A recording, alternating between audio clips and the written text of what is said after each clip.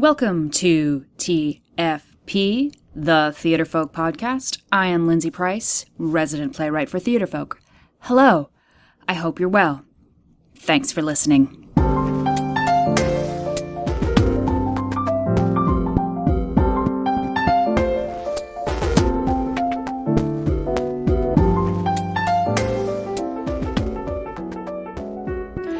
This week on the podcast, you are in for a little humiliation, rejection combo. But first, let's do Theatrefolk news. Have you found our blog? Have you found our blog? We didn't really lose our blog, but you need to find our blog.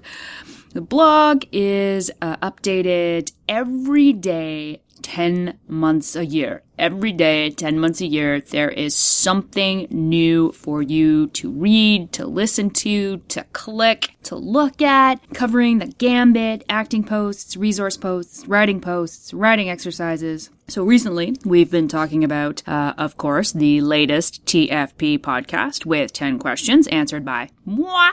Craig's view from his acting gig in Neil Simon's Last of the Red Hot Lovers, the Playbill Vault, a fascinating website, and a writing exercise called Who's Your Protagonist? Check out our blog, please. And, of course, please always remember and don't ever forget the places in which you can find this podcast. We post new episodes every Wednesday at theatrefolk.com, on our blog, and our Facebook page, and Twitter, and you can subscribe to TFP on iTunes. Search for us on the word Theatrefolk. Episode 7, Humiliation and Rejection. Now, there is a fun couple of guys, humiliation and rejection. And am I going to learn how to say humiliation correctly? It always sounding weird to me. Humiliation. Now, those guys are, they are the life of the party. Who's that weeping in the corner?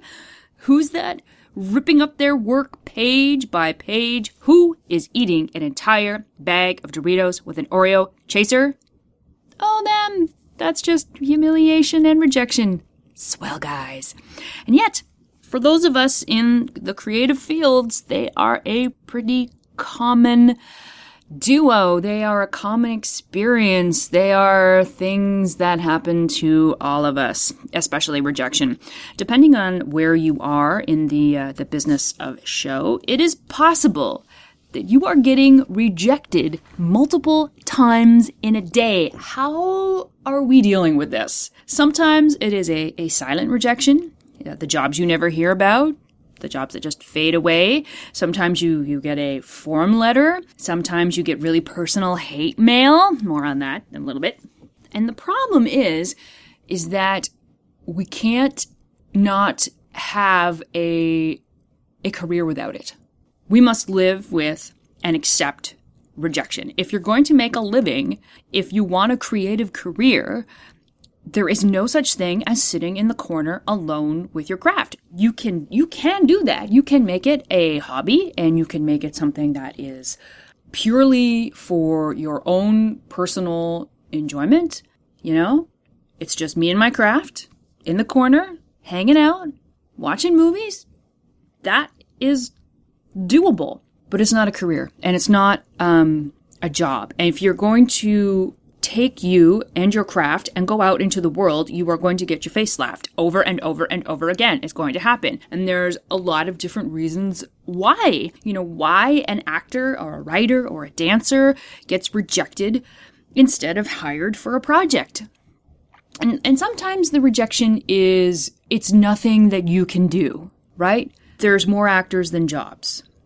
There's more plays than slots in a theater season. What do? It can be overwhelming. It can be overwhelming, the amount of rejection that happens to a creative artist. And it really bites to say this, but you have to get used to it. You have to get used to rejection. And again, sometimes you just can't prevent it. What if you're too tall or too short? What if there's more chemistry between actor A and actress B than you and actress B? What if your play has too many characters for a theater's budget? Or they did a play just like this last year? Or, and this is the big one, what if the person reading your play just doesn't like it? It didn't float their boat. If you're acting, what if the director just didn't get a good feeling from you? You know, you did your best. You put your best work out there, and it just didn't happen. This is something that we get a lot of when writers and scripts, when writers and then scripts independently, when writers send their scripts. Can you imagine? I have a script that's knocking on the door. Hello, I would like to be published by Theatrefolk, or what is it, that Paddington Bear? There you open the front door and there's like just a bear on your front stoop. You know, please look after this bear. Please look after this script. Find a home for this script. Okay. When writers send scripts into Theatrefolk, of course, there is a lot of rejection. Theater is subjective. There's no one way to experience it. It's impossible for someone's work to be all things to all people. And so one of my jobs for Theatrefolk is to read script submissions that come in, and I spend a lot of time sending out rejection letters. And sometimes it's an easy task because the play is just, it's outside of our guidelines. It's that rejection that you cannot prevent because the play that you have sent has a majority of adult characters. That's not for us. The play that you have sent, you know, right now we're not looking at musicals and you're looking for a home for your musical. There's nothing you can do. It's a completely not within the guidelines of what we're looking for. Sometimes rejection is hard because there's promise in the play, and it's a fine line between rejection and encouragement. Sometimes rejection is hard because there's no promise in the play, but yet it's still my job to respond. And my thesis in submission response is to try to find something positive and to be specific about why we're rejecting the play. It is not my job as an employee of Theatrefolk. It is not my job as a human being to knock a play or a playwright. It is not my job to take somebody down a peg. And so, that brings us back to humiliation. You know, doesn't it always come back to humiliation? And when you combine it with rejection, that 1-2 punch, there is a special place in hell for that combo. You know, I'm not going to hire you and you suck. I'm not going to program your play and you're a horrible writer. I'm going to trip you and I'm going to kick you when you're down. I don't understand why people feel it necessary to humiliate and reject. I find it unnecessarily mean. You're already saying no. And unless you're going to be constructive, which is different, what purpose do you serve by being mean? As you might be able to tell, I have certainly had my share of punches of that 1-2 combo. There's a really, really recent one that I cannot share because of people involved, but I will say that it ended up being the second time, only the second time that a rejection has made me cry in public. Thankfully, it was a dark theater. The first time, it didn't have to do with writing per se, but I pretty much cried through my university graduation ceremony because I had, of my own doing, failed out of my honors degree in university and was getting a general. Totally my fault, and I hated sitting there, and I just felt I had humiliation on one shoulder, rejection on the other shoulder, me bawling in the middle. And I vowed as I was sitting there that I would never feel that way again. Haha, if I only knew.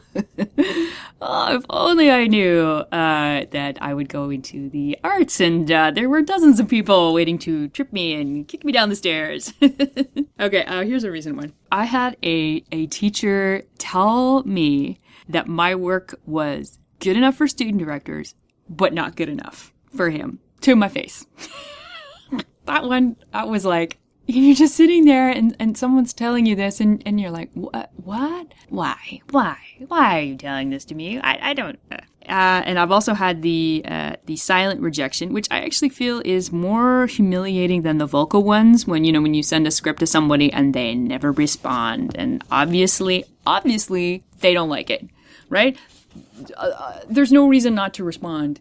If I've sent you something and I've asked you to respond and you don't respond, they can't find the words to tell me how much they don't like it, and it just disappears into the ether. I have to say, though, as a little tip, not hearing does not make it better. It does not make it go away. Not hearing means that I think that it's the worst, I'm the worst, my whole existence on the planet is the worst. I've had a number of horrible experiences from artistic directors who felt it was their job to reject me and kick me down the stairs as much as humanly possible. The first one told me that he was in no way interested in anything I had to say, and that I should never send him another play again.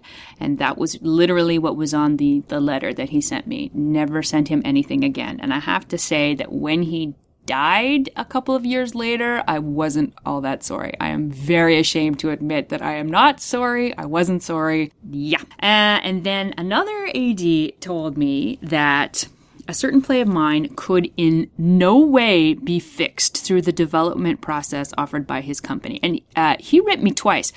I've been trying to remember, because I've long since, burned these letters. I cannot remember what he said about the first play. But after I got that second letter, I really had to wonder, had I laughed at his hairline, or had I, bullied his children? I could not figure out the deal. I got a contest response once that was a piece of paper, and it was a number system for each element of the play, right? Character, story, and then 1 to 5, 5 being fabulous, 1 being horribly disgusting. And on my sheet, all of the ones were circled. And at the bottom of the sheet, there was the question, what did you like about this play? And someone had scrawled, I do not like this play. I'm like, why would you send that to me? What?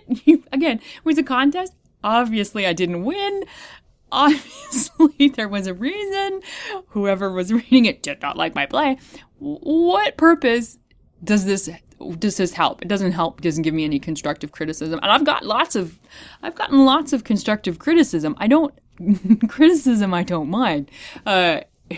Being kicked down some stairs is not helpful. Anyway, on and on it goes. I know the one. I had a reviewer write that a student written play on the same bill as mine was by far much better than what I had written. Yeah, there's lots. Why I'm telling you this is that this combo, this humiliation rejection combo, it's going to do one of two things to you as an artist: break you down or make you stronger. And unfortunately, some folks in the arts interpret strong as hard, that they have to build a wall between them and their work and the world, and that they need to retreat into a shell. And I kind of hate that. I hate that for some, those are the only choices, turn into a puddle of goo and be destroyed, or become hard. And I don't think that helps the creative process to build a wall between you and the world. The world is what inspires. The world is what gives us sparks and input to find work and create work and develop ideas. If you wall yourself up from the world, where does your work come from? It seems to fly in the face of what we're trying to do in the creative process. Thankfully, over time, I have found another response, and I'm still pretty capable of the goo reaction. I have to tell you, those two, the one where crying in a dark theater, and I'm sorry, it's not an exaggeration. I was crying in a dark theater. It's such a cliche. It's such a cliche, tears streaming down your face in the theater, the place that's supposed to love you and nurture you as a writer, and it's rejecting me, and I feel humiliated. And the teacher telling me to my face that my work's not good enough. both of those happened in this past year, and both of them really turned my insides out. But for the most part, when I get rejections, and particularly if it's mean, what I come around to is, well, it's your loss. It's their loss. I know what I write and how I write it, and I'm really happy with my process and my product. And because of that, I think when I'm responding to playwrights, my main objective, and I try, is to not to make them feel the way that others have made me feel. And I'm not saying that I succeed all the time, and I'm not saying it's met with a great response all the time, but I try. And I just think that it's to make somebody, to humiliate and reject someone at the same time, I think is unnecessary. And my greatest accomplishment always is when a playwright writes me back and thanks me for their rejection letter. Thank you for rejecting me. I had this wonderful woman a couple of years ago who took my rejection letter and put it on her wall. And that was her inspiration to keep going forward. And that made my day. It really made me feel that I was doing it right and not hiding in a shell and not retreating from the world. So the question of the day is, what is your worst rejection story? And how did you deal with it? How did you, when that slap in the face came, what did you do? And that's where we're going to end. That's it. That's all. Take care, my friends. Take care.